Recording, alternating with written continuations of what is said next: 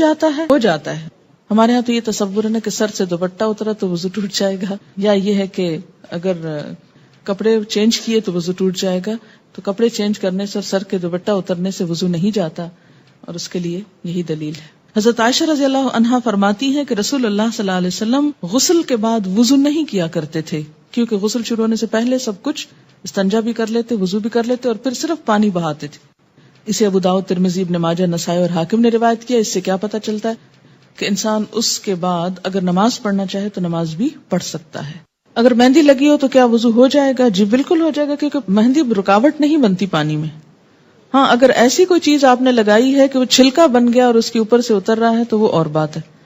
کسی بھی چیز کے لگنے کے بعد اگر پانی اس کے ریشے تک پہنچ جائے، ویٹ ہو جائے، وہ سارا دھل جائے، اس کے اندر سے پانی گزر جائے تو کوئی بھی چیز منع نہیں ہے. ہاں اگر کوئی چیز پانی کے اور اس سکن کے درمیان بیریئر بن جائے، کوٹنگ ایسی ہو کہ پانی سکن کو ٹچ نہ کرے، تو پھر ٹھیک نہیں.